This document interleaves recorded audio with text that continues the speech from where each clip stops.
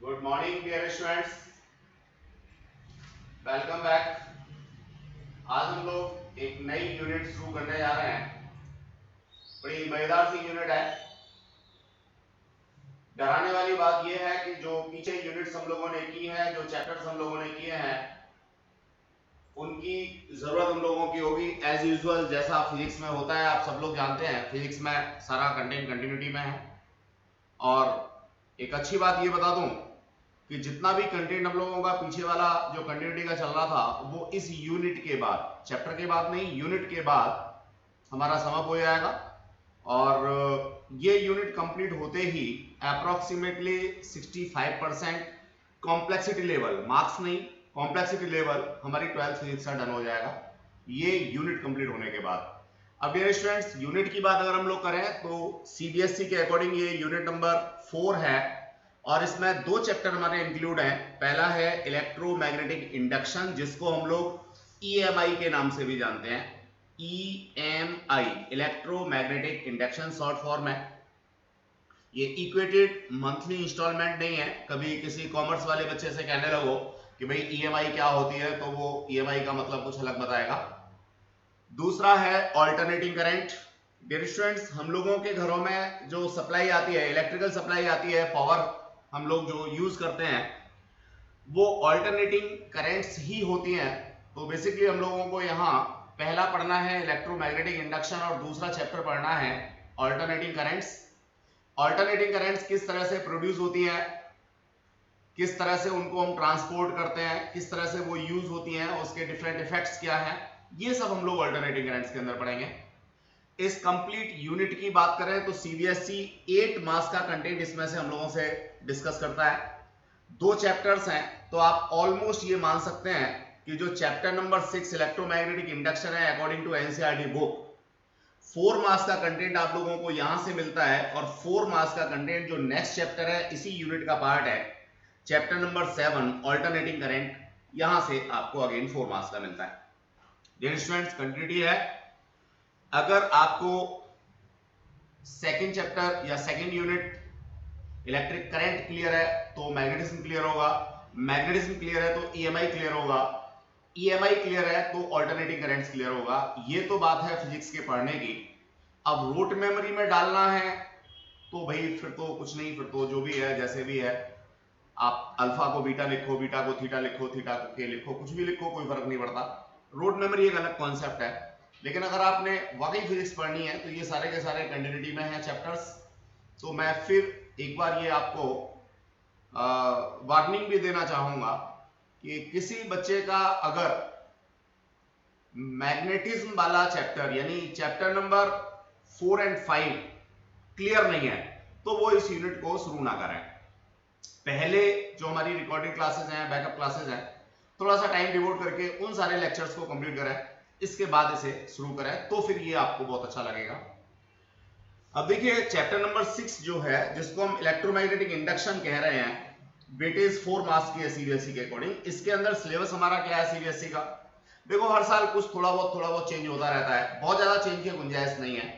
तो इस साल का सिलेबस क्या है जो अब तक सीबीएसई ने दिया है, वो ये है इलेक्ट्रोमैग्नेटिक इंडक्शन क्या होता है, ये बात हमें पढ़नी है।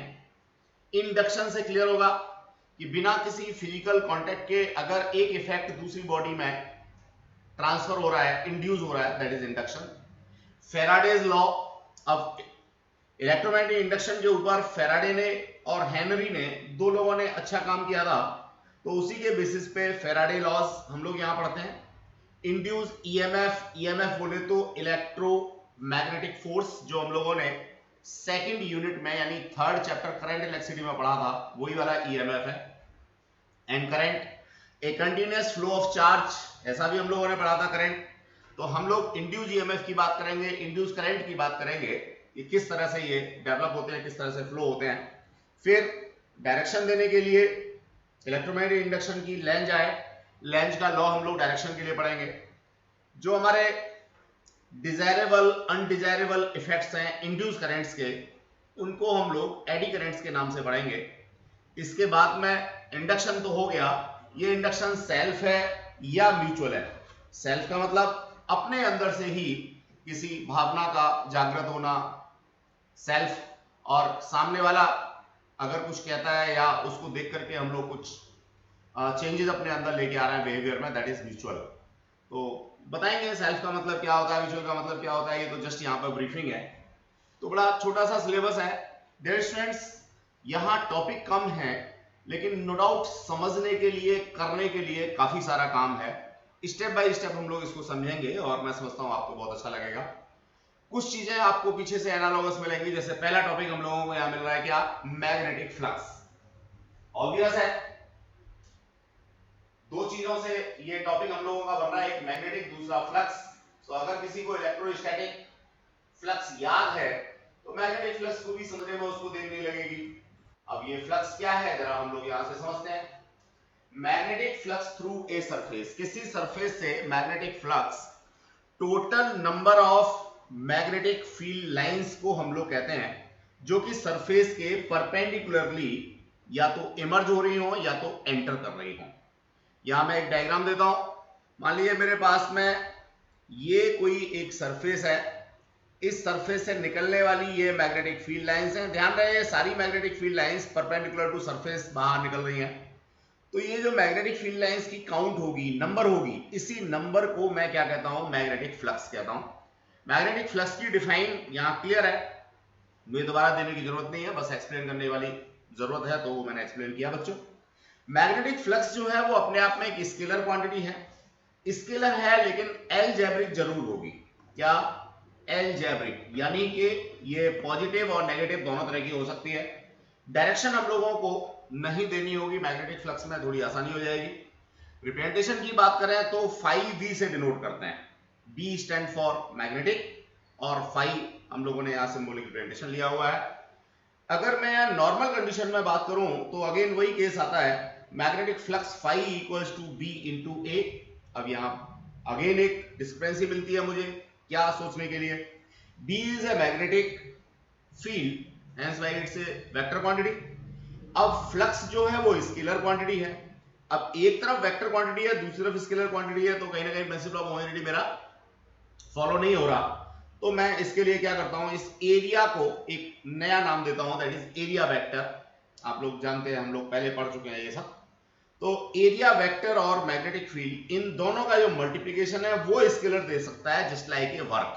जैसे हमने वर्क पढ़ा था कि फोर्स और डिस्प्लेसमेंट दोनों वेक्टर क्वांटिटी हैं और वो हम लोगों को क्या प्रोवाइड कर रही है डियर स्टूडेंट्स, वर्क एक स्केलर क्वांटिटी प्रोवाइड कर रही है। इसी तरीके से मैग्नेटिक फील्ड वेक्टर क्वांटिटी है, एरिया वेक्टर वेक्टर क्वांटिटी है, दोनों का मल्टीप्लिकेशन फ्लक्स मिलता है। अब इसको मैं डॉट प्रोडक्ट कह सकता हूं, क्या कह सकता हूं, डॉट प्रोडक्ट। तो इसे मैं रिप्रेजेंट करूंगा, magnetic flux phi v is equals to b a cos theta। No doubt, what about the theta, exactly theta जो है वो एंगल है मैग्नेटिक फील्ड और एरिया वेक्टर के। अब एरिया वेक्टर की डायरेक्शन क्या होती है, मान लीजिए ये मेरे पास एरिया है, तो परपेंडिकुलर आउटवर्ड मैं इसको डायरेक्शन देता हूं और इसे कहता हूं फिर एरिया वेक्टर। तो बेसिकली ये जो मैग्नेटिक फील्ड है और जो एरिया वेक्टर है, एरिया वेक्टर का मतलब ये वाली जो डायरेक्शन है, इन दोनों के बीच का जो एंगल होगा उसे हम लोग यहाँ पे थीटा कंसीडर करेंगे। इस तरह से magnetic flux phi v equals to B A cos theta मुझे यहाँ मिल जाता है। अब मैं आगे एक डायग्राम आप लोगों को शो करूंगा जिससे मैं समझता हूँ और अच्छे से क्लियर हो जाएगा। ये देखिए, ये डायग्राम हम लोग यहाँ पे कंसीडर करते हैं और इस डायग्राम की बेसिस पे बहुत सारी चीजें हम लोगों को क्लियर होती हैं। पहले केस में जो हमारी फिगर ए है, इसमें जो हमारे पास एरिया वेक्टर है एन कैप दिखा रखा है, ये वाली डायरेक्शन, और जो मैग्नेटिक फील्ड लाइंस की डायरेक्शन है, both are in same direction, hence why theta is here 0 degree. जब थीटा 0 डिग्री है तो मैं सीधे सीधे इसको ऐसे प्लेस कर सकता हूं या ऐसे कह सकता हूं phi v equals to B A cos 0। तो cos 0 की वैल्यू 1 होती है, अल्टीमेटली भी ये मिल गया। अब लेकिन दूसरा केस देखिए, दूसरे केस में जो फिगर बी रिप्रेजेंट करती है, ये मैग्नेटिक फील्ड की डायरेक्शन तो वही है, लेकिन ये जो एरिया वेक्टर है, एरिया वेक्टर इसके साथ में टिल्टेड है और एन कैप यहां पे दे रखा है, दोनों के बीच में एंगल थीटा है। अब देखिए, जब डॉट प्रोडक्ट की बात होती है तो हम एंगल बिटवीन बी एंड ए कहें या ए एंड बी कहें, फर्क नहीं पड़ता। वेक्टर क्वांटिटी के केस में निश्चित रूप से हमें थोड़ी सी दिक्कत आती है जब हम वेक्टर प्रोडक्ट की बात करते हैं, क्रॉस प्रोडक्ट की बात करते हैं, लेकिन स्केलर प्रोडक्ट में आप ये एंगल जब नाम दे रहे हैं तो दोनों तरीके से दे सकते हैं। तो बच्चों बी और जो नॉर्मल टू एरिया यानी एरिया वेक्टर है, इनके बीच में यहां पे क्या है, थीटा एंगल है।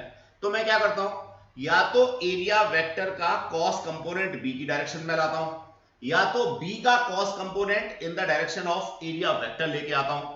तो उसे मैं या तो लिख सकता हूं B cos theta, exactly that is horizontal component of magnetic field, या मैं लिख सकता हूं A cos theta that is again horizontal component of area vector.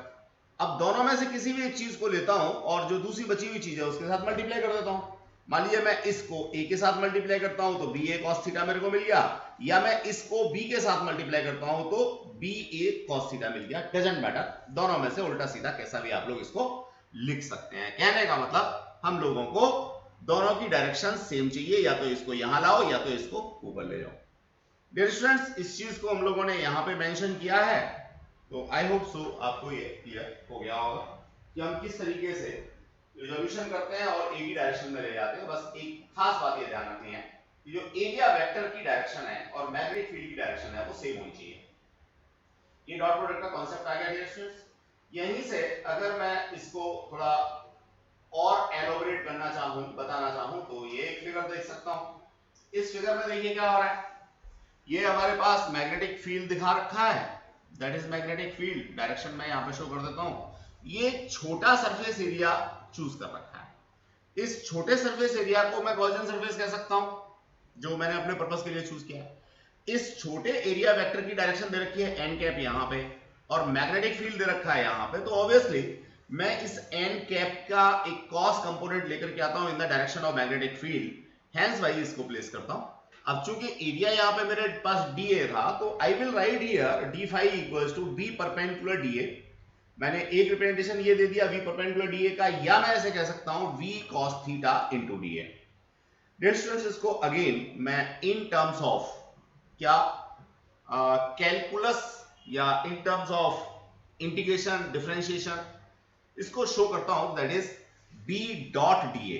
I will read it B dot D A. तो ये डॉट जो है वो डॉट प्रोडक्ट को रिप्रेजेंट करता है।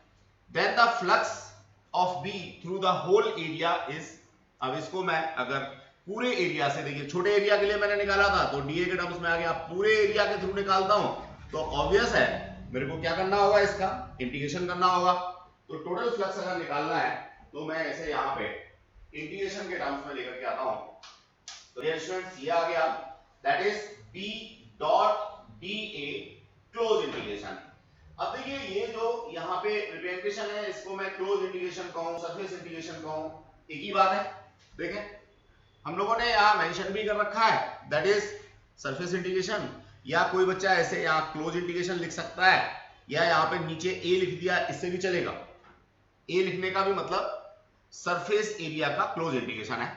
इसको मैं ऐसे भी लिख सकता हूं that is close integration B D A cos theta. अब इस कॉस थीटा को कोई यहां बीच में भी लिख सकता था, डजंट मैटर। तो ये मेरे पास इंटीग्रल मेथड हो गया, इंटीग्रल फॉर्मूला हो गया टोटल फ्लक्स को कैलकुलेट करने का। डियर स्टूडेंट्स, अब हम बात करना चाहेंगे कुछ और डायमेंशंस को लेकर के, यूनिट्स को लेकर के। तो यहाँ फ्लक्स जो है, मैग्नेटिक फ्लक्स जो है वो बी इंटू ए के बराबर है। तो ए में तो कुछ सोचना नहीं है, ये तो मीटर स्क्वायर होता है, ईच एंड एवरीवन नोस। लेकिन जो मैग्नेटिक फील्ड है इसकी यूनिट्स मैं ला सकता हूं। सबसे आसान तरीका होता है कि मैं इसको ब्रेकअप करता चला जाऊं फंडामेंटल्स तक, जैसा हमने यूनिट्स एंड डायमेंशंस के लिए पढ़ा था, कहां 11th में। तो जिस स्टेज पे पहुंच जाऊं, अब b की वैल्यू मेरे पास ये था f equals to Q V B sine theta. अगर याद होगा तो अभी हम 2 मिनट पहले बात कर रहे थे कि थर्ड यूनिट हमारी क्लियर होनी चाहिए, मैग्नेटिक फील्ड या जो कॉन्सेप्ट था मैग्नेटिज्म एंड मैटर का वो क्लियर होना चाहिए, इसीलिए कह रहे थे कि ये फॉर्मूला हम लोगों ने वहां पढ़ा था f equals to Q V B sine theta. वहां से हमने b को सेपरेट किया, that is force upon Q V sine theta. अब आप डाल सकते हैं इस b की वैल्यू को ऊपर उठा के डाल दो, तो आप लोगों को निश्चित रूप से डायमेंशंस का कॉन्सेप्ट मिल जाएगा। इसमें भी ज्यादातर बच्चे एक गलती करते हैं कि देखिए यहां क्या आ रहा है, चार्ज आ रहा है। तो charge is not fundamental. Fundamental क्या है, करंट है आई। तो इसको Q बाई टी के टर्म्स में आप लोगों को लिखना होगा, जिसे यहां ब्रैकेट में डाल करके हमने एक्सप्लेन किया हुआ है कि CT inverse equals to 1 ampere यानी कूलम पर सेकंड। ये कॉन्सेप्ट निकल के आता है क्या बच्चों, कूलम पर सेकंड, ये वाला। तो हमारी जो डायमेंशंस आएंगी फ्लक्स की वो mL2T-2 ओवर एरिया आएंगी। आप इसको इस तरीके से भी मेंशन कर सकते हैं। एसआई यूनिट की बात करें डियर स्टूडेंट्स, तो देखिए अब यहाँ कई सारे साइंटिस्ट आए और बिल्कुल ऐसे मान लीजिए कि दिल्ली में रोड कम पड़ गई, Rajiv Gandhi road, Indira Gandhi road, Mahatma Gandhi road, Mother Teresa road, Jahangir road, Aurangzeb road और क्या पता नहीं कौन कौन से रोड्स। अब रोड कम पड़ गई, नाम बहुत सारे हैं। बिल्कुल इसी तरह से एक दौर चला फिजिक्स में भी कि जो हमारे साइंटिस्ट हैं जिनका कंट्रीब्यूशन है उसको ट्रिब्यूट किया जाए, तो हमने एक एक यूनिट को भी कई सारे नाम दे दिए, कई सारी चीजें हम लोगों ने दे दी। तो वहीं से हम जरा देखते हैं, जब एसआई यूनिट की बात करेंगे मैग्नेटिक फ्लक्स की, तो मैग्नेटिक फ्लक्स की एसआई यूनिट होती है वेबर, WEBER, और WV से हम लोग इसको रिप्रेजेंट करते हैं। एग्जैक्टली वेबर क्या है, फ्लक्स के लिए है, तो ये क्या होती है, मैग्नेटिक फील्ड इनटू एरिया होती है। तो मैग्नेटिक फील्ड है टेस्ला और एरिया है मीटर स्क्वायर, तो मैं यहां से 1 weber equals to tesla into metre square लिख सकता हूं, और रिप्रेजेंटेशन की फॉर्म में 1 weber equals to 1 TM square लिख सकता हूं। सीजीएस यूनिट सिस्टम की बात करें तो देखिए सीजीएस यूनिट सिस्टम में मैग्नेटिक फ्लक्स की यूनिट होती है मैक्सवेल। मैक्सवेल भी साइंटिस्ट हैं, तो जिनके नाम पर ये मैक्सवेल है।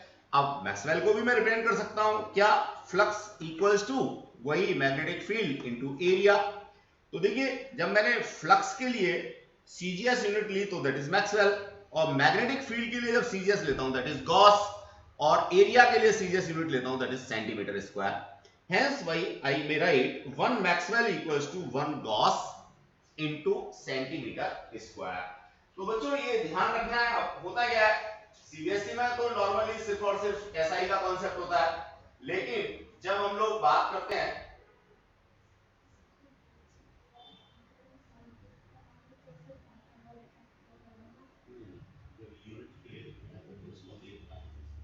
देखिए एक बच्चे की क्वेरी आई और बड़ा अच्छा सा इसने क्वेश्चन रेज किया। वो कहता है कि अगर ये मैक्सवेल है, साइंटिस्ट का नाम है, तो कैप्स में आना चाहिए।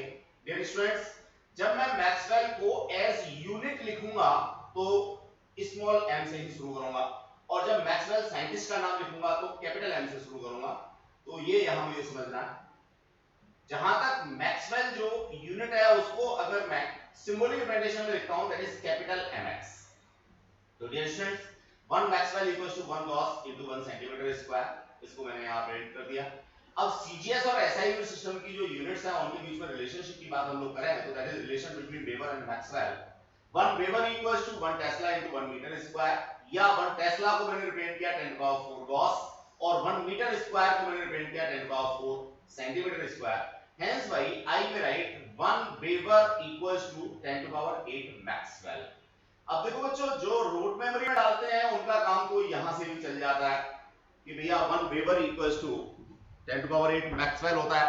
मतलब ये तो आपको चाहिए ही चाहिए, इसकी तो जरूरत आपको कई सारे न्यूमेरिकल्स में पड़ ही सकती है। लेकिन अगर ऊपर वाला कॉन्सेप्ट भी अगर आपको क्लियर है तो कभी गलती नहीं हो सकती, इट्स फैक्ट। अगर आपको कॉम्प्रिहेंसिव कॉन्सेप्ट करना है तो ऊपर वाली चीजें जो हमने यहाँ रिलेशंस निकाल के दिखाए हैं वो जरूर क्लियर होनी चाहिए। Then after we are moving towards positive and negative flux. अब अभी हम लोगों ने 2 मिनट पहले कहा था कि फ्लक्स जो है वो अलजेब्रिक क्वांटिटी है, इट में भी प्लस, इट में भी जीरो और इट में भी माइनस। बात समझ में आई गई होगी, वर्क डन से बिल्कुल एनालॉगस है। आपको अगर याद हो तो आपने 11th में पढ़ा था dw इक्वल्स टू, क्या पढ़ा था कोई बताएगा, जल्दी बोलो, FDS cos थीटा। इसी तरह से यहां पे आप किसकी बात करते हैं, फ्लक्स की बात करते हैं, मैग्नेटिक फ्लक्स की बात करते हैं, तो d5v की बात करते हैं, तो that is b into DA cos of theta. अब ये जो cos थीटा है इसके ऊपर डिपेंड करेगा कि मेरा फ्लक्स या वर्क डन जो है कब पॉजिटिव है, कब नेगेटिव है और कब जीरो है। डियर स्टूडेंट्स ऑब्वियस है, अगर ये थीटा मेरा लेस देन 90 डिग्री है, theta is what, less than 90 degree, hence why work done भी मेरा पॉजिटिव। इसी तरह से जो मैग्नेटिक फ्लक्स है वो भी मेरा पॉजिटिव है। अब एक बात ध्यान रखना, जिन लोगों ने 11th में फिजिक्स को सही से नहीं पढ़ा है, वो यहाँ से कंपेयर करके चीजों को दोबारा से कर सकते हैं। और ये इंटीग्रेटेड कोर्स होता है, इसमें विचलित होने की जरूरत नहीं है कि साहब हमने 11th में 2 महीने कहीं पढ़ लिया, 2 महीने कहीं पढ़ लिया, 2 महीने एक बुक पकड़ ली, 2 महीने दूसरी बुक पकड़ ली। ऐसा कभी भी नहीं करना है डियर स्टूडेंट्स। 11th और 12th जो है वो इंटीग्रेटेड कोर्स है। जो भी आप नोट्स प्रीफर कर रहे हैं, जो बुक प्रीफर कर रहे हैं, जिस ऑथर को पढ़ रहे हैं, जिस टीचर से पढ़ रहे हैं, वो आपको पूरे 2 साल के लिए कंटिन्यू करना चाहिए, मेरा अपना ऐसा मानना है, वरना तो दिक्कत आती है। क्योंकि कुछ चीजें हैं जिनको 11th में एम्फेसाइज कर दिया जाता है, जिनकी जरूरत होती है 12th में, कुछ ऐसी हैं जिनको हम लोग जो है 12th में आके एम्फेसाइज कर रहे होते हैं। तो ये इंटीग्रेटेड है, एक टीचर के ब्रेन के ऊपर डिपेंड करता है कि वो किस तरीके से 11th और 12th को क्लब करके आगे बढ़ता है। तो जहां तक बात थी पॉजिटिव का, तो ये कॉन्सेप्ट आ गया। अगर मेरा थीटा बराबर है 90 डिग्री के, तो ऐसी स्थिति में ऑब्वियस है work done as well as flux जो है वो क्या होगा, 0 हो जाएगा। अब जीरो फ्लक्स के लिए एक डायग्राम भी बना देते हैं। मान लीजिए ये आपका एरिया है, तो एरिया वेक्टर तो आपका हो गया एन कैप, और ये हो गया आपका मैग्नेटिक फील्ड। अब मैग्नेटिक फील्ड और एरिया वेक्टर के बीच में एग्जैक्टली 90 डिग्री का एंगल हमें दिख रहा है, तो ऐसी स्थिति में जो फ्लक्स है वो कितना होगा डियर स्टूडेंट्स, 0 होगा। अब तीसरा केस मेरा क्या होता है कि अगर मेरा ये एंगल किस किस के बीच का, एरिया वेक्टर और मैग्नेटिक फील्ड के बीच का, जैसे यहां पे दिखा रखा है एरिया वेक्टर और area vector and magnetic field के बीच का यहां एंगल दिखा रखा है 180 डिग्री, तो 180 डिग्री वैल्यू जो है वो -1 होती है, तो फ्लक्स मेरा नेगेटिव हो गया। एग्जैक्टली जैसे ही मेरा एंगल 90 डिग्री से ऊपर बढ़ेगा, चाहे वो 91 डिग्री हो, 92 डिग्री हो, 100 डिग्री हो, तो मेरा जो मैग्नेटिक फ्लक्स है वो नेगेटिव हो जाएगा। ये बात आप लोग समझ गए होंगे। अगर मैं नॉर्मल कंसीडरेशन में लूं, तो नॉर्मल कंसीडरेशन में डियर स्टूडेंट क्या होता है कि अगर किसी सरफेस एरिया के परपेंडिकुलरली इमर्जिंग आउट है मैग्नेटिक फील्ड, तो मैं उसे पॉजिटिव फ्लक्स कहता हूं। और अगर किसी एरिया के परपेंडिकुलरली क्या हो रहा है, इनवर्ड है, जा रहा है, अंदर जा रहा है, तो उसे मैं नेगेटिव फ्लक्स कहता हूं। तो ये मेरा जनरल कॉन्सेप्ट है regarding to positive negative flux. Then after I am going towards electromagnetic induction. देखो बच्चों, संधि विच्छेद आप लोगों ने पढ़ा हिंदी में, इंग्लिश में भी काम करता है। जो भी आप कॉन्सेप्ट पढ़ने जा रहे हैं उसको जरा धीमे धीमे पढ़ लो। क्या कहता है, electro means charge, magnetic means magnetism, induction यानी चार्ज की वजह से मैग्नेट और मैग्नेट की वजह से चार्ज अगर इंड्यूस हो जाता है, इंड्यूस होने का मतलब बिना किसी फिजिकल कांटेक्ट के प्रॉपर्टीज जो है वो दिखाना शुरू कर देता है, प्रॉपर्टीज मिलना शुरू हो जाती है, तो दैट इज इंडक्शन। ये सिर्फ समझने के लिए कॉन्सेप्ट है। अब जब लिखने की बात होगी तो देखिए क्या है, electricity and magnetism are intimately connected. इसका मतलब जो मैग्नेटिज्म है और इलेक्ट्रिसिटी है वो दोनों आपस में इंटरलिंक है। कैसे इंटरलिंक है, मूविंग चार्ज जिनको हम करेंट्स कहते हैं प्रोड्यूसेस मैग्नेटिक फील्ड, जो भी मूविंग चार्ज है वो मैग्नेटिक फील्ड डेवलप करेगा। दूसरी तरफ moving magnets can produce electric currents, जो मूविंग मैग्नेट्स हैं वो इलेक्ट्रिक करंट प्रोड्यूस कर सकते हैं, यानी दोनों एक दूसरे के क्या है, उल्टे फिनोमेना पॉसिबल है।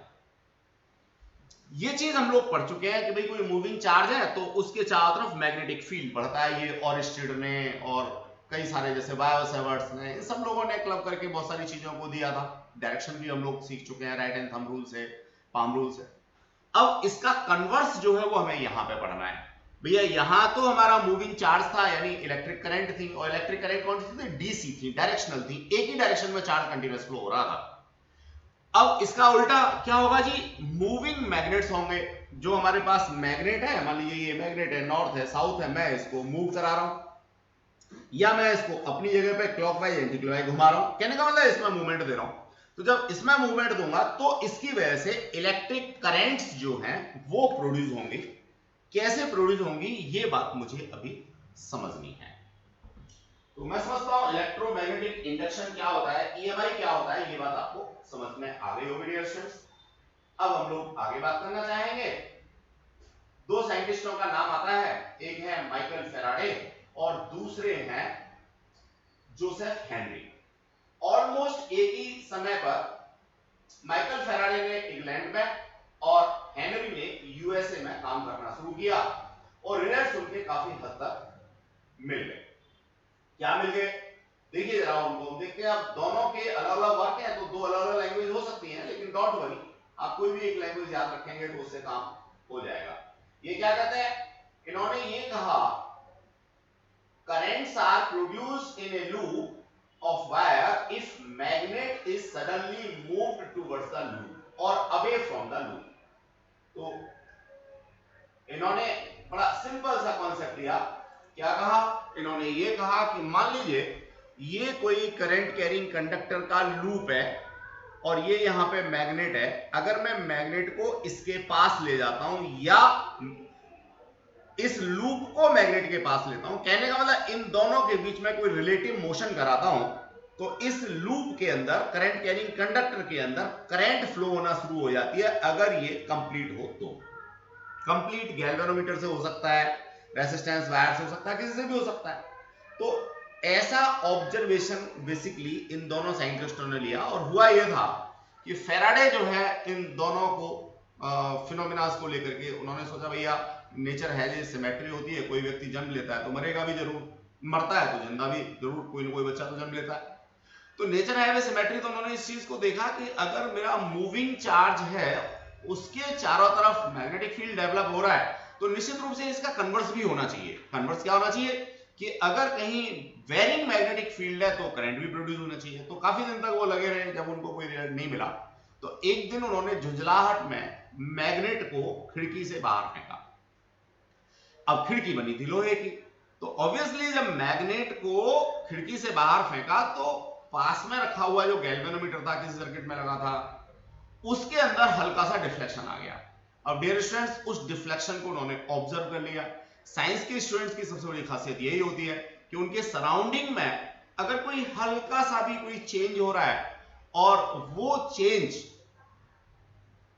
ऑब्जर्व हो जाता है, यानी बंदा अगर उसको ऑब्जर्व कर ले और उसके ऊपर सोचना शुरू कर दे और कुछ उसमें नया कर दे, तो दैट इज साइंटिस्ट।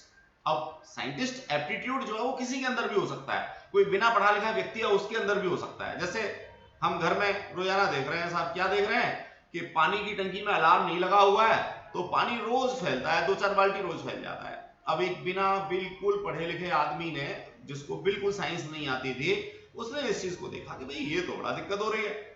उसने सोचा कि यार इस पानी को अगर मैं किसी पाइप से नाली लगा करके, जो बाजू में कोई पेड़ है या कोई प्लांटर है या व्हाटएवर सो कोई छोटी मोटी क्यारी है, उसमें अगर डाल दूं तो निश्चित से वो पानी का यूटिलाइज हो जाएगा। फैक्ट है, एग्जैक्टली यही है। सबसे पहले तो उसने ऑब्जर्व किया कि ये गलत हो रहा है, फिर उसने ऑब्जर्व करने के बाद में उस चीज के ऊपर थोड़ा सा वर्कआउट करना शुरू किया। वर्कआउट किया, उसका सॉल्यूशन ढूंढ लिया, यानी जो नॉन प्रोडक्टिव थिंग थी उसको प्रोडक्टिव बना दिया। साइंटिस्ट है भैया, कोई जरूरी थोड़ी है उसका नाम जो है वो ग्रंथों में लिखा जाए तभी वो साइंटिस्ट कहलाएगा। Exactly is a scientist. Scientist के लिए ये नहीं कोई बहुत बड़ा इन्वेंशन करना है तभी साइंटिस्ट है। अरे भैया किसी भी unproductive, non productive, less productive thing को आप प्रोडक्टिव थिंग में कन्वर्ट कर दो, जिसका मिसयूज हो रहा है उसका यूज करना शुरू कर दो, यू आर साइंटिस्ट। तो भैया कुछ भी, कोई भी सब्जेक्ट पढ़ रहे हो, नहीं पढ़ रहे हो, हिंदी पढ़ते हो, इंग्लिश पढ़ते हो, संस्कृत पढ़ते हो या व्हाटएवर सो हिस्ट्री पढ़ते हो, अगर आपके अंदर ये एप्टीट्यूड है तो exactly you are a scientist. तो ऑब्जर्व किया इन्होंने कि भैया मैग्नेट थ्रो की, गैल्वेनोमीटर में डिफ्लेक्शन आ गया। पहले ये ऑब्जर्वेशन थी, इस ऑब्जर्वेशन को बार बार किया उन्होंने, इसके ऊपर एक लॉ बना दिया। लॉ बनाने के बाद एक डिवाइस बन गए साहब बड़े साइंटिस्ट। और इतने बड़े साइंटिस्ट बन गए कि जो माइकल फैराडे और हेनरी हैं, इन्हीं की इन्वेंशन की वजह से आज हम लोग प्रोजेक्टर चला पा रहे हैं, कैमरा चला पा रहे हैं, फैन चला पा रहे हैं, एसी चला पा रहे हैं, एलईडी लाइट जला पा रहे हैं, ट्रेन में दौड़ रहे हैं, हवाई जहाज में दौड़ रहे हैं। अगर ये इन्वेंशन एक छोटा सा ना हुआ होता तो निश्चित सी बात है कि बच्चों ये सब पॉसिबल नहीं था। तो ये एक छोटी सी इवेंट थी इनके किससे, जीवन से जुड़ी हुई, जिसके बेसिस पे ये इन्वेंशन हो गया, नो डाउट। अच्छा, एक और मजेदार सी बात मैं बताना चाहूंगा। आपने अभी पीछे लॉकडाउन की ड्यूरेशन में महाभारत और रामायण शायद अगर देखा हो तो उन दोनों में एक खास बात सीरियल में हम लोगों ने देखी। अब डायरेक्टर की कमी है या वाकई उस समय था नहीं, वी डोंट नो। पुष्पक विमान दिखा दिया, दूरदर्शन यानी टेलीविजन का कॉन्सेप्ट संजय के द्वारा धृतराष्ट्र को सारी की सारी चीजें बिना किसी तार के वायरलेस टेक्नोलॉजी से बता दी गई। सब कुछ हो गया, उसे दिव्य दृष्टि, तो नाम कुछ भी कह सकते हो। लेकिन दोनों में एक सबसे बड़ी चीज आपने अगर ऑब्जर्व की हो तो वो ये थी कि इलेक्ट्रिसिटी का कहीं भी यूज नहीं दिखाया था। महाभारत के समय में भी और रामायण के समय में भी हर जगह मशाल जलती थी, कहीं भी बल्ब या कोई भी रोशनी वाली चीज जो है वो हमने नहीं देखी। तो इट मे बी उस समय इलेक्ट्रिसिटी का इन्वेंशन ना हुआ हो, थोड़ा पढ़ना पड़ेगा, मेरा भी ज्ञान उतना ज्यादा तो है नहीं। तो डियर स्टूडेंट्स, अगर आपको मौका मिलता है तो जरा गूगल करके देखिएगा, जरा देखिए एंशिएंट टाइम में इलेक्ट्रिसिटी का क्या हाल था। बाकी तो सारे इन्वेंशंस थे, ये राइट ब्रदर्स ने हवाई जहाज और ये सब तो बहुत बाद में बनाया। उससे पहले तो भगवान राम जो है वो पुष्पक विमान से आए थे, और भगवान राम से पहले भी रावण के पास में पुष्पक विमान था, तो वो जिसमें वो सीता जी को बिठा के ले गए थे। तो ये एरोप्लेन और ये सब थे, लेकिन ये बिना इलेक्ट्रिसिटी चल रहे थे। इलेक्ट्रिसिटी का इनमें क्या यूज था, इलेक्ट्रिसिटी का प्रोडक्शन हुआ था नहीं हुआ था, नोबडी नोज, मतलब मैं नहीं जानता, दूसरे लोग हो सकते हैं जानते होंगे। तो you have to Google it. अब गूगल पे भी कोई ऑथेंटिक चीज उठा के देखना जरा। चलिए, तो डियर स्टूडेंट्स, ये मैं समझता हूं आपको क्लियर हो गया होगा। अब इसका कंक्लूड क्या है? कंक्लूड ये है कि जब मैं मैग्नेट को इस लूप के पास ले जा रहा हूं तब भी यहां से निकलने वाली जो मैग्नेटिक फील्ड लाइंस हैं उनकी नंबर चेंज हो रही है, या जब मैं इस लूप को नजदीक ले रहा हूं तब भी मैग्नेटिक फील्ड लाइंस की जो नंबर है वो चेंज हो रही है। इसका मतलब मैग्नेटिक फ्लक्स चेंज हो रहा है। तो इस चीज को यहां पे कंक्लूड किया गया कि whenever magnetic flux across the loop changes, the current in the loop lasts so long as the flux changes. जब तक आप फ्लक्स को चेंज करते हो तब तक इस लूप के अंदर से करंट जो है वो फ्लो होती है। This phenomena is called electromagnetic induction. तो बच्चों, ये चीज जो है वो निकाल के दी एक सिर्फ ऑब्जर्वेशन के बेसिस पे, अभी तक कोई लॉ नहीं है, अभी तक सिर्फ ऑब्जर्वेशन है, और उस ऑब्जर्वेशन को लिस्ट किया हुआ है कि अगर किसी लूप से मैग्नेटिक फ्लक्स चेंज होता है तो उसके अंदर करंट फ्लो होना शुरू हो जाती है, और वो करंट तब तक फ्लो होती है जब तक कि उसमें से मैग्नेटिक फ्लक्स चेंज हो। अब इस चीज को मैं ऐसे समझ सकता हूं, मानिए ये मेरे पास कोई करंट कैरिंग कंडक्टर है, करंट फ्लो नहीं हो रही इसमें से, सिर्फ कंडक्टर का, कॉपर का, सिल्वर का, गोल्ड का बना हुआ कोई रिंग है, लोहे का बना हुआ कोई रिंग है। अब ये मेरे पास मैग्नेट है, अगर मैं मैग्नेट को इसके नजदीक ले जाता हूं तो ऑब्वियस है इससे निकलने वाली मैग्नेटिक फील्ड लाइंस चेंज होंगी। जैसे जैसे मैं नजदीक ले जाऊंगा number of magnetic field line बढ़ जाएंगी, दूर ले जाऊंगा number of magnetic field line कम हो जाएंगी।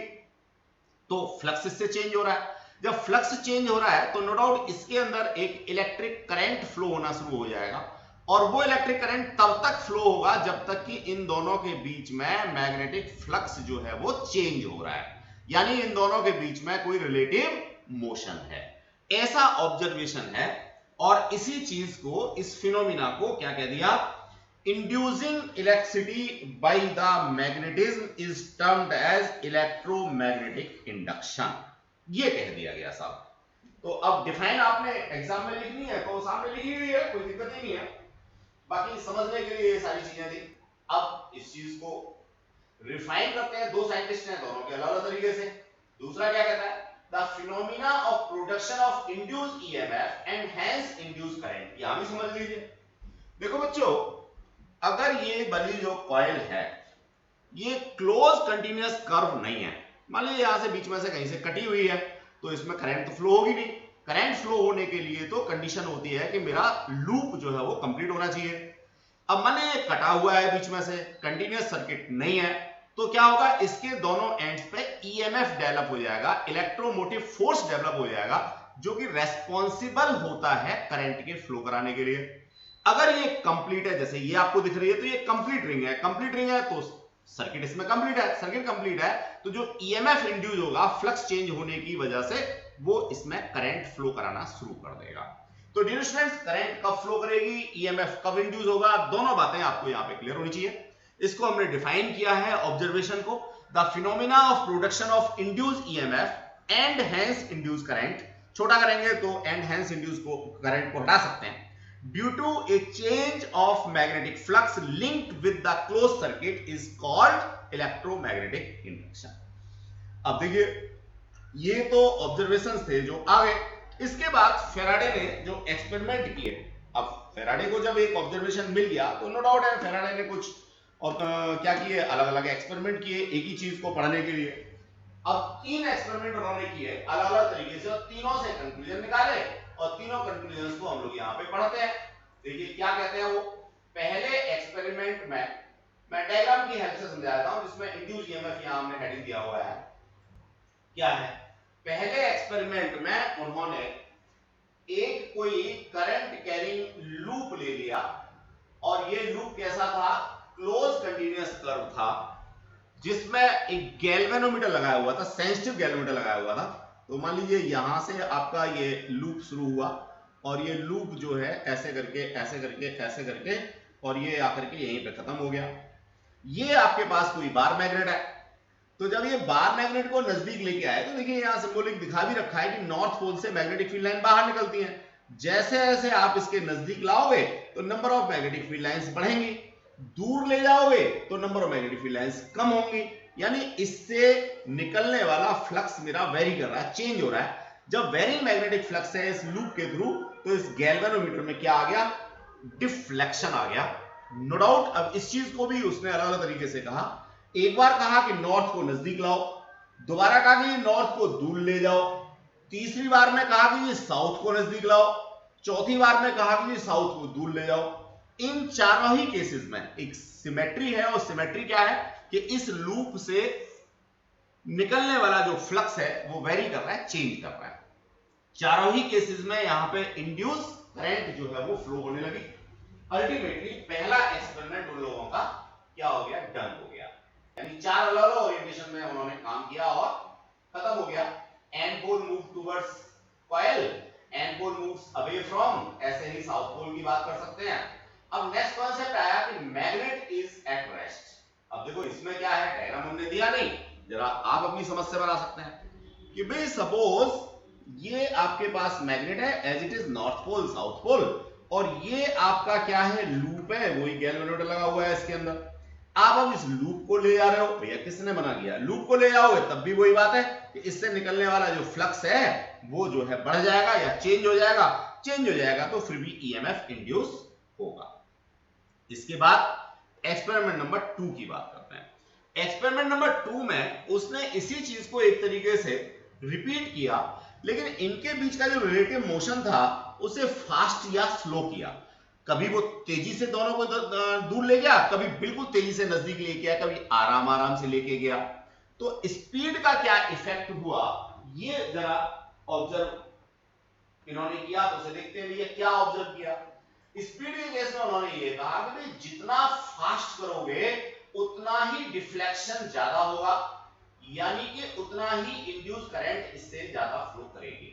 तो डियर स्टूडेंट्स पहला केस जो था वो था क्वालिटेटिव, क्वालिटी बताना था कि if there is a relative motion between coil and magnet, hence why an EMF is induced or EMF induced until there is a relative motion।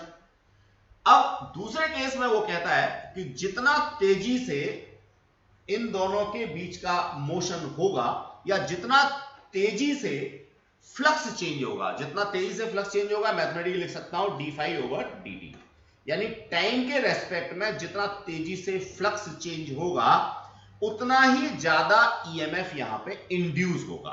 तो दूसरा जो कॉन्सेप्ट है वो कहीं ना कहीं क्वांटिटेटिव है, ज्यादा ईएमएफ इंड्यूस हो रहा है या कम ईएमएफ इंड्यूस हो रहा है, ये बात बताता है। अब तीसरा एक्सपेरिमेंट क्या है, पहले दोनों एक्सपेरिमेंट्स में एक सिमिट्री है कि भैया दोनों में उसने मैग्नेट ले रखी है, एक मैग्नेट ले रखी है और दूसरा करंट कैरिंग कंडक्टर का लूप ले रखा है। अब एक्सपेरिमेंट नंबर 3 में उसने मैग्नेट नहीं ली, मैग्नेट भी उसने प्रोड्यूस की और ईएमएफ भी उसने देखा।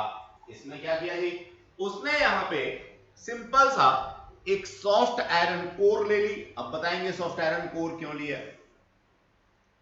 सॉफ्ट आयरन कोर के ऊपर ये कोई एक कॉन्सेप्ट बना दिया, किसका, सोलेनॉइड का।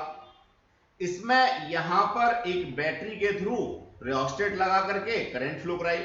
रियोस्टेट क्या कर रहा है, इसमें से इसमें से फ्लो होने वाली करंट को कम या ज्यादा कर सकता है। तो देखिए ऑब्वियस है, जो हम पीछे पढ़ के आए थे पिछली क्लासेस में, कि अगर यहां पे वेरिंग करंट है तो एक मैग्नेटिक फील्ड डेवलप होगा। सॉफ्ट आयरन कोर ले रखी है, ये मैग्नेटिक फील्ड इस सॉफ्ट आयरन कोर के थ्रू, ये दूसरी कॉइल है, इस कॉइल के अंदर कोई भी बैटरी नहीं लगा रखी, सिर्फ गैल्वेनोमीटर लगा रखा है। जब ये मैग्नेटिक फील्ड इस कॉइल के अंदर जाएगा, आप करंट को यहां पे चेंज करोगे, मैग्नेटिक फील्ड चेंज होगा, इसके थ्रू फ्लक्स चेंज होगा, फ्लक्स चेंज होगा तो इसमें ईएमएफ इंड्यूस हो जाएगा। तो देखो यहां मैग्नेट भी हम लोगों ने नहीं ली, सिर्फ एक सॉफ्ट आयरन लिया और क्या किया, पहले मैग्नेट प्रोड्यूस किया इससे, और प्रोड्यूस भी किया कैसा, वेरिंग मैग्नेटिक फील्ड, यानी जिसकी वैल्यू चेंज हो रही है, ऐसा मैग्नेटिक फील्ड हम लोगों ने प्रोड्यूस किया। ऐसा मैग्नेटिक फील्ड चेंज किया तो यहाँ पे फ्लक्स चेंज हुआ, फ्लक्स चेंज हुआ तो इसमें ईएमएफ इंड्यूस हो गया। तो आई होप सो तीनों एक्सपेरिमेंट्स क्लियर हो गए होंगे। डियर स्टूडेंट्स, आपके एग्जाम में एज सच एक्सपेरिमेंट डायरेक्टली कभी डिस्कस नहीं होते, लेकिन हाँ वाइवा के क्वेश्चंस आप लोगों के बन जाते हैं, कॉन्सेप्ट क्लियर करने के लिए बन जाते हैं, कॉन्सेप्चुअल क्वेश्चंस यहां से बहुत सारे बन जाते हैं। अब जो एग्जाम में पूछा जाता है वो नॉर्मली इनका कंक्लूजन या इनके बेसिस पे जो बनने वाले लॉ हैं, जिनको अभी मैंने ब्रीफ किया था, फिर दोबारा से ब्रीफ कर रहा हूं, वो आप लोगों से डिस्कस होते हैं। देखिए क्या है वो लॉस, यहां नीचे कंक्लूजन दे रखा है, वी मे कंक्लूड दैट, अभी मैंने कंक्लूड किया था, whenever the magnetic flux linked with a closed circuit changes and induced EMF and hence induced current is set up। ये करंट कब सेटअप होगी, ईएमएफ कब सेटअप होगा, मैंने बता दिया, ओपन सर्किट है तो ईएमएफ इंड्यूस होगा, और अगर क्लोज सर्किट है तो इंड्यूस करंट होगी। ठीक है, दूसरा लॉ क्या कहता है, the higher the rate of change of magnetic flux, वही d∅/dt linked with the close circuit the greater is the induced EMF, यानी जितना ज्यादा यहां पे rate of change of flux होगा उतना ही ज्यादा ईएमएफ इंड्यूस होगा या उतना ही ज्यादा करंट फ्लो करेगी। तो ये जो ऊपर वाले तीन एक्सपेरिमेंट्स थे, इन तीन एक्सपेरिमेंट के बेसिस पे ये कंक्लूजन है। अब देखिए इनको लॉ की फॉर्म देंगे, लॉ की फॉर्म दे देंगे तो भैया नेम आएगी क्या, फेराडे का first law.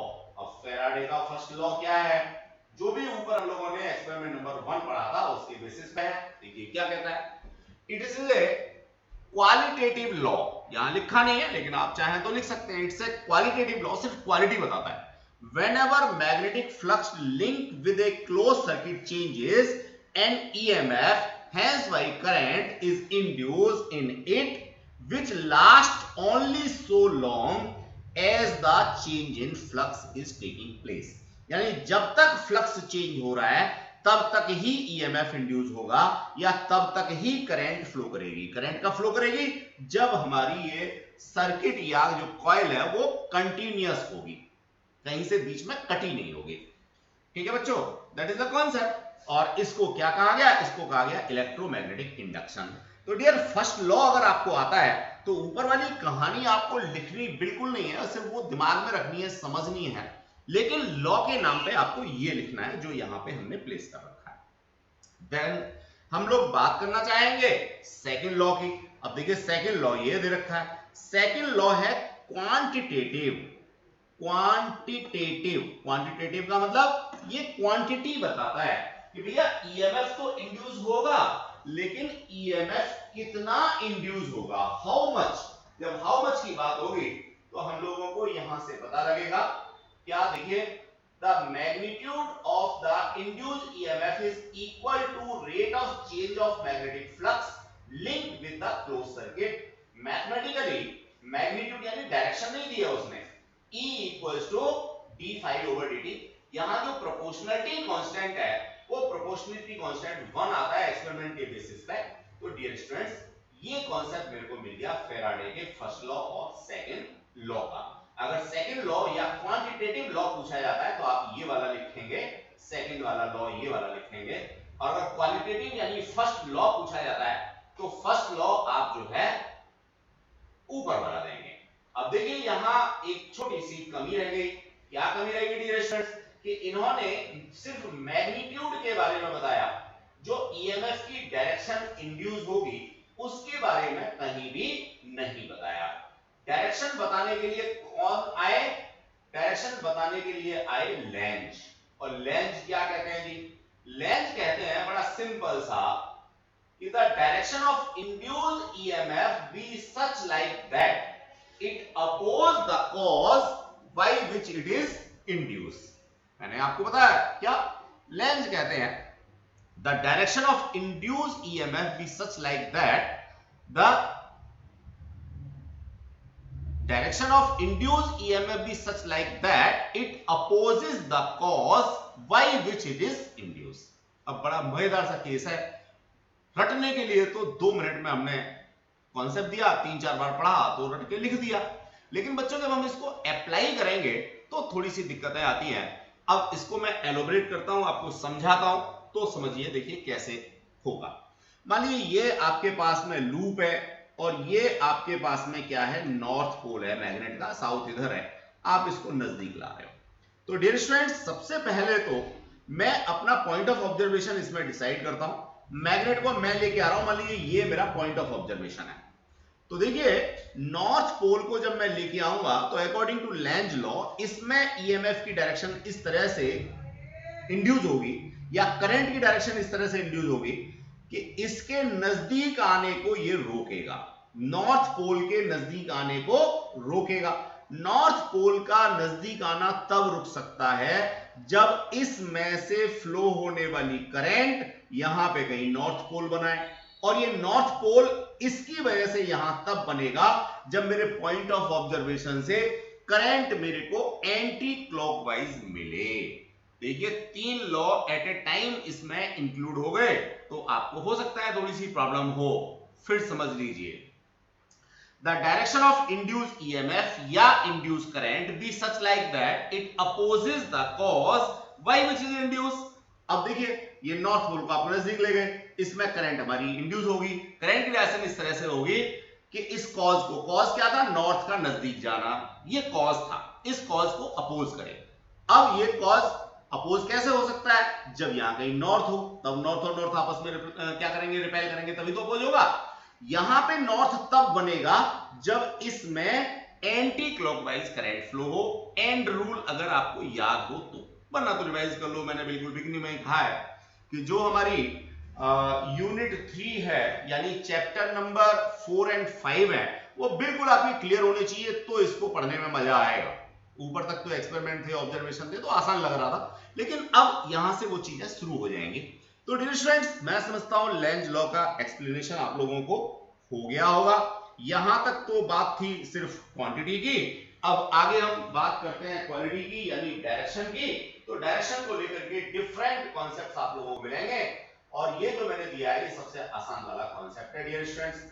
Taking into account Lenz rule for the direction of induced EMF, Faraday law takes the form E equals to minus d phi over dt।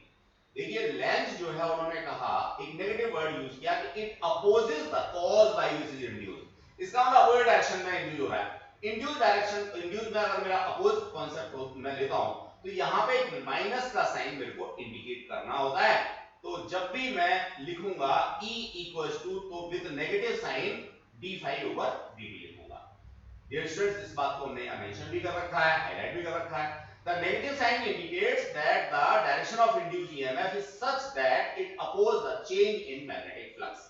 यानी magnetic flux में होने वाले चेंज को ये क्या करेगा, अपोज करेगा। डियर स्टूडेंट्स, वही फिगर्स हम लोगों ने यहाँ पे दोबारा से बना रखी हैं। अब इन फिगर्स को मैं आपको फिर एलोबरेट करता हूँ, तो जो चीज ऊपर समझाई थी एक फिगर की हेल्प से, उसको दोबारा समझते हैं।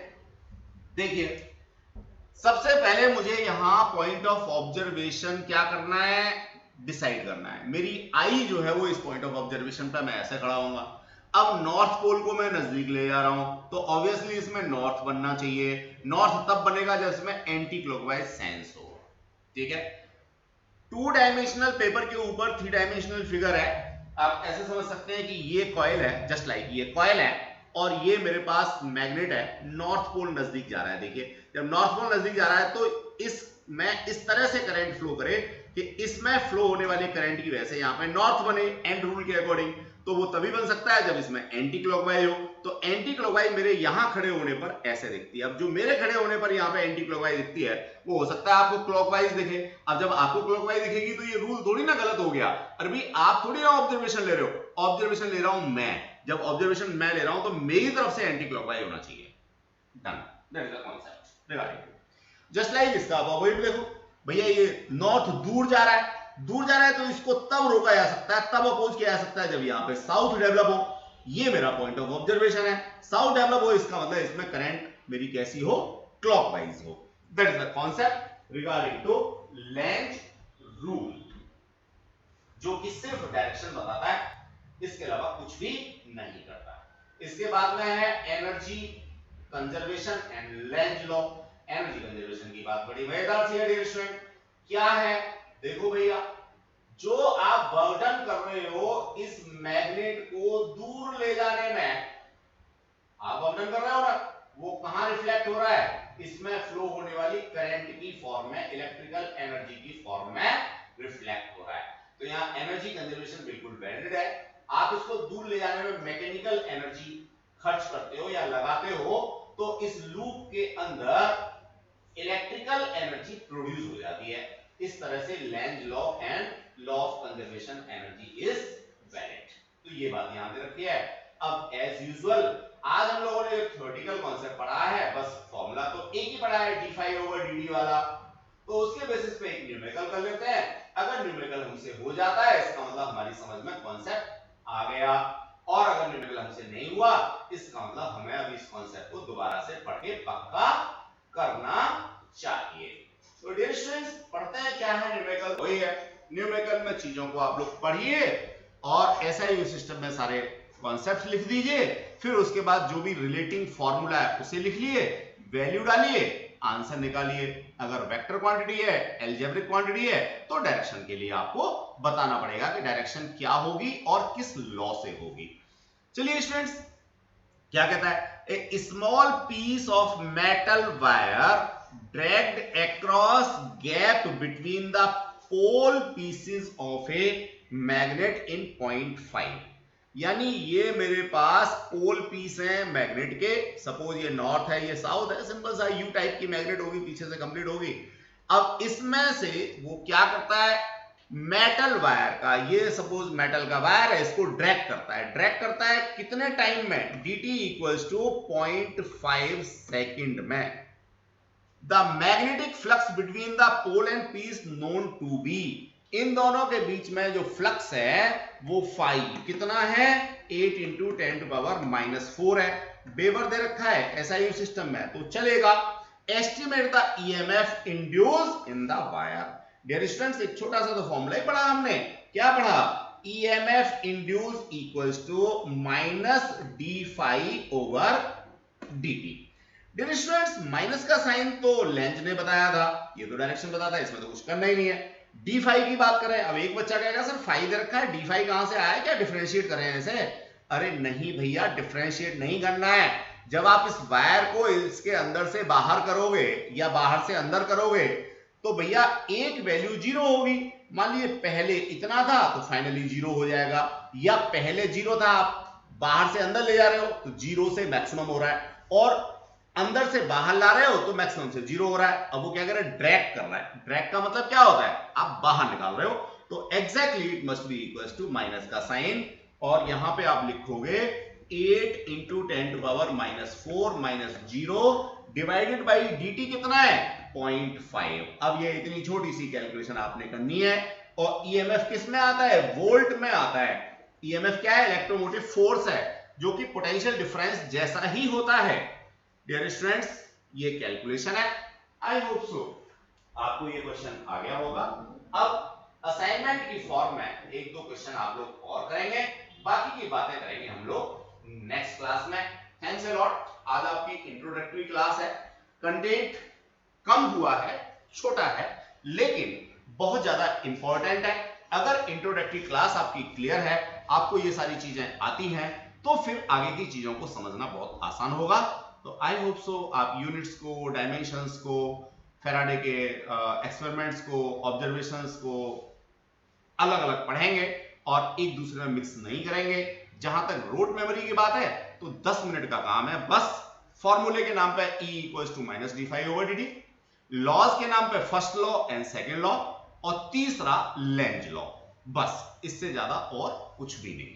तो 10 मिनट में आपका कंटेंट रिवाइज हो जाता है।